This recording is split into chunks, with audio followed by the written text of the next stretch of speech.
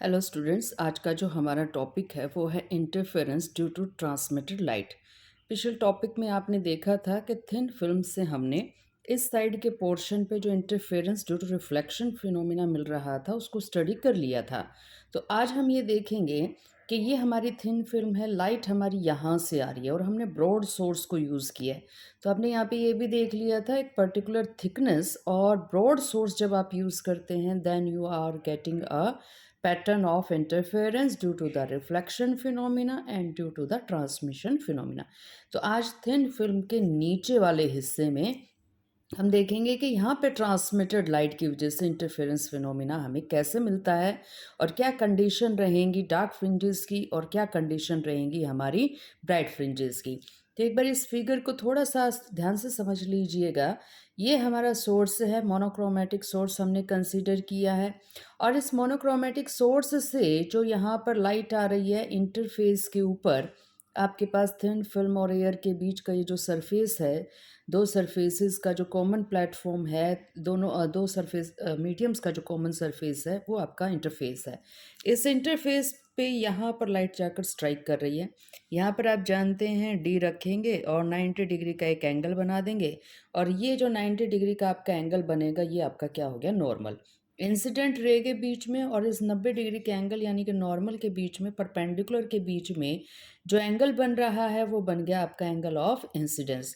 तो angle of incidence यहाँ पर ये पॉइंट हमारा ए पॉइंट है। अब यहाँ पर लाइट जो है हमें ट्रांसमिशन फिनोमिना से देखना है इंटरफेरेंस, तो हमने ये यहाँ पर देखिएगा ए से लाइट बी पर आ गई है, अंदर ट्रांसमिट हो गई है। नॉर्मल के बीच में और रिफ्रैक्टेड रे के बीच में ये जो एंगल हमारा बन रहा है वो हमारे पास एंगल क्या है, हमारा आर एंगल है और इसको हमने क्या कह दी, रिप्रेजेंट कर दिया है, आर से रिप्रेजेंट कर दिया है। अब देखिएगा बी से लाइट रिफ्लेक्ट भी होगी और रिफ्रैक्ट भी होगी। तो रिफ्रैक्ट होगी तो हमने ये बाहर निकाल दी और रिफ्लेक्ट होगी तो ये आपकी बी सी पे चली गई। तो अब ये देखिएगा ए बी और बी सी ये जो नॉर्मल के साथ एंगल बना रहे हैं, आपको पता है कि एंगल लॉ ऑफ रिफ्लेक्शन यही कहता है angle of incidence should be equal to angle of reflection. तो ये आर आर के इक्वल यहाँ पर हो गया। बी सी से लाइट सी पर पहुंची, सी से दोबारा रिफ्लेक्ट होकर डी पर पहुंच गई। तो अब यहाँ पर देखिएगा कि ये जो आपके पास एंगल बनेगा इतना ही एंगल आपका यहाँ पर भी बनेगा, सेम एंगल हमारे पास होगा। तो इट मीन्स बी सी का जितना इंक्लिनेशन है नॉर्मल के साथ उतना ही इंक्लाइंड सी डी भी कर रहा है। तो B C is equal to C D. तो हमारे पास ज्योमेट्रिकली बी सी जो पाथ है वो सी डी के इक्वल भी है। तो डी पर जाकर एक आपके पास रिफ्लेक्शन हो जाएगा इस डायरेक्शन में, एक आपका ट्रांसमिशन हो जाएगा, रिफ्रैक्शन हो जाएगा और डी से आपकी लाइट जो है एयर के अंदर ट्रांसमिट कर जाएगी और पाथ क्या रहेगा आपका डी क्यू रहेगा। अब देखिएगा यहाँ पे एस से लाइट ए पर पहुँची, ए से बी पर पहुँची, यहाँ तक हमारा पाथ जो है लाइट का कॉमन आ रहा है। उसके बाद हमारी ये जो दो रेज हैं, इन दो रेजेस का इंटरफेरेंस हो रहा है, हमें इन दो रेज के बीच का पाथ डिफरेंस निकालना है। इन दो रेज में आप अगर ये देखें तो डी क्यू जो है आफ्टर दिस पाथ, डी से आगे की तरफ जो रे है और इधर बी से आगे की तरफ आर जो रे है, अगर आप इन दोनों का पाथ देखें तो पाथ एयर के अंदर है और डी क्यू जो रे है वो स्मॉल पाथ ट्रैवल कर रही है और बी आर जो है वो लंबा पाथ ले रही है, लॉन्ग पाथ ट्रैवल कर रही है। तो हमें ये देखना है ये एक्स्ट्रा पाथ कितना ट्रैवल किया है बी आर ने इन एयर। तो हम इस एक्स्ट्रा पाथ को कैसे निकालें, आपके पास बड़ा छोटा सा काम होता है, जो छोटी लाइन है उस पर बड़ी लाइन पर परपेंडिकुलर डाल दीजिए। तो परपेंडिकुलर के जो पीछे का हिस्सा है वो एक्स्ट्रा डिस्टेंस निकलाएगा और आगे का हिस्सा दोनों सेम आ जाएगा। तो N R is equal to D Q हो गया और ये बी एन जो है एक्स्ट्रा पाथ हमारा निकल आया है। लेकिन यहाँ देखिएगा डी क्यू जो है एयर में तो एक्स्ट्रा पाथ मूव नहीं कर रहा, लेकिन यहाँ पर तो कर रहा है ना थिन फिल्म के अंदर। तो बी से बी आर तो सीधा निकल गया, लेकिन जो आपका डी क्यू है वो तो घूम के आया है, बी से सी गया, सी से डी गया। तो यहाँ एयर फिल्म के अंदर एक एक्स्ट्रा पाथ कवर हुआ है बी सी प्लस में सी डी। तो म्यू टाइम्स करेंगे क्योंकि हमें तो ऑप्टिकल पाथ चाहिए, ज्योमेट्रिकल पाथ नहीं चाहिए। तो ज्योमेट्रिकल पाथ को जब ऑप्टिकल पाथ में कन्वर्ट करना हो तो मीडियम का रिफ्रैक्टिव इंडेक्स से हम ज्योमेट्रिकल पाथ को क्या करवा देते हैं, मल्टीप्लाई। तो बी सी और प्लस में सी डी को म्यू टाइम्स कर देंगे तो आपका extra distance covered by D Q आ जाएगा। और बी एन सीधा यूं का यूं ले लेंगे तो ये ऑप्टिकल पाथ है, एयर के अंदर ही ट्रैवल कर रही है लाइट, तो ये हम सीधा ले लेंगे। तो अब पाथ डिफरेंस अगर हम निकालें तो कैसे निकालें, B C plus C D times of mu, और उन्हें उसमें से क्या माइनस कर देंगे, बी एन माइनस कर देंगे। माइनस क्यों कर रहे हैं, क्योंकि ये बी आर है आपकी एक रे, डी क्यू है दूसरी रे, तो एक रे में से दूसरी रे का पाथ ही तो आपने क्या करना है, डिफरेंस निकालना है ना, तभी तो हम निकाल पाए ना कितना एक्स्ट्रा पाथ एक रे दूसरे से ज़्यादा ट्रेवल कर रही है। इधर यहाँ पर हमने अपनी कैलकुलेशंस को इजी बनाने के लिए काम कर दिया है, बी से परपेंडिकुलर ड्रॉ कर दिया कहाँ तक, पी तक। ये कब तक ड्रॉ कर देंगे, ये पी कौन सा पॉइंट है, पी इस तरह से लीजिएगा कि B C is equal to P C आ जाए, ये ध्यान में रखिएगा। तो पी सी अगर बी सी के इक्वल आ गया, ये एंगल अगर आर है तो ये एंगल भी आपका क्या हो जाएगा, आर हो जाएगा। और यहाँ देख लीजिएगा ये एंगल आर था, एंगल ऑफ रिफ्रैक्शन, तो ये आर कैसे हो गया आपको पता है, ये भी आपकी क्या है, नॉर्मल है, ये भी क्या है, नॉर्मल है। तो ये दो पैरेलल लाइंस होगी हमारी, और इन दोनों पैरेलल लाइंस के बीच में ये जो लाइन है ये कौन सी जा रही है, ए बी, ट्रांसवर्सल लाइन। तो ये आपके पास अपोजिट एंगल्स हो गए हैं, इंटीरियर अपोजिट एंगल्स, तो ये आपके सेम हो जाएंगे। तो इसको देखिए वर्ड्स में कैसे हम लिखेंगे, let SA incident ray of wavelength lambda is allowed to fall on the thin film of thickness t and refractive index mu। हमारे पास अगर इस तरह की डेरिवेशन आती है तो we have to introduce everything, guess क्या था, ए क्या था, कितनी वेवलेंथ ली, थिकनेस क्या थी, और रिफ्रैक्टिव इंडेक्स हमारी थिन फिल्म का क्या था। तो देखिए यहाँ तक हमने सब कुछ मेंशन कर दिया है। It moves along path A B after refraction at A. तो अब ये देखिए ए बी पे गई है ना, ए पर रिफ्रैक्शन हुआ है तभी तो ए बी पर गई है। उसके बाद देखिएगा at B again it get refracted to air along B R path. तो अब ये देखिए बी पर रिफ्रैक्शन हुआ और बी आर पाथ से आ गई है, लेकिन बी पर एक चीज़ और भी तो हुई थी ना, at B it also get reflected along path B C. तो अब ये देखिए बी पर रिफ्लेक्शन भी हुआ था, फिर सी पे फिर रिफ्लेक्शन हुआ था, डी पे फिर रिफ्रैक्शन हो गया। तो हम ये जो भी हमने डायग्राम में देखा इसको यहाँ पर हम वर्ड्स के अंदर पुट कर देंगे। At C it get partially reflected along CD path and again get refracted along DQ path। तो ये जो आपका BR और DQ है refracted rays हैं, these rays are going to show the interference below the thin film। तो thin film के below यहाँ पर आप आँख लगाए बैठे हैं, यहाँ ऑब्जर्वर है, यहाँ स्क्रीन है, you are going to obtain an interference pattern bright और फ्रिंज, जो आपके फ्रिंजेस हैं आपको यहाँ पर इस बी आर और इधर डी क्यू रे से मिल जाएगी। तो अब हम मैथमेटिकल पोर्शन थोड़ा सा देख लेते हैं। The optical path difference between D Q and B R is, तो हमने देखिए यहाँ पर डिस्कस कर ही लिया था कि बी आर तो ये बी एन एक्स्ट्रा पाथ ले रहा है, और ये जो डी क्यू है ये ले रहा है बी सी प्लस में सी डी। अब बी एन एयर के अंदर है, B C plus C D air उसके अंदर है, मीडियम के अंदर। तो या तो दोनों को मीडियम में लो या दोनों को एयर में करो। तो हमने क्या किया, इस B C plus C D वाले को एयर में कन्वर्ट कर दिया है और इसको हमने म्यू से मल्टीप्लाई करवा दिया है। तो ये हो गया mu B C plus C D और माइनस में क्या कर दिया, बी एन। स्नेल्स लॉ या लॉ ऑफ रिफ्लेक्शन क्या कहता है, mu is equal to sine I upon sine R. और ध्यान देने की बात यह है आई आपका कहाँ बनना चाहिए, रेयर मीडियम में, और आर कहाँ बनना चाहिए, डेंसर मीडियम में। तो यहाँ से हम क्या करेंगे, साइन आई की वैल्यू और साइन आर की वैल्यू हमारे डायग्राम में से निकालने की कोशिश करेंगे। तो अब देखिए ट्राइंगल बी एंड डी, तो ये रहा हमारा बी और ये रहा हमारा एन और ये रहा डी, और ये एंगल आपके पास आई का है। अब आप ये देखिए डी से एन तो आपने परपेंडिकुलर ड्रॉ कर दिया था ना, तो परपेंडिकुलर ड्रॉ कर दिया तो ये आपका डी एन तो क्या बन गया, बेस, बी एन क्या बन गया, परपेंडिकुलर, और बी डी क्या हो गया, हाइपोटेन्यूज। तो यहाँ से हमारे साइन आई की वैल्यू क्या आ गई, बी एन अपॉन में बी डी। उसके बाद हमें निकालनी है साइन आर की वैल्यू, क्योंकि यहाँ पर हमने साइन आई और साइन आर की वैल्यू पुट करनी है। तो अब ट्रायंगल बी एम डी देख लीजिएगा, ये है हमारा ट्रायंगल बी एम डी। तो अब ये देखिए ऊपर वाला ट्रायंगल बी एम डी, नीचे वाला बी एन डी, नीचे वाले से साइन आई की वैल्यू, ऊपर वाले से साइन आर की वैल्यू हमने निकाल ली। अब यहाँ पर ये जो बी एम है वो परपेंडिकुलर है सी डी के ऊपर, तो ये एंगल तो हमारा कितने का हो गया, 90 डिग्री का। ये एंगल आपके पास कितने का हो गया, आर का। तो साइन आर की वैल्यू आ गई हमारी M D divided by B D.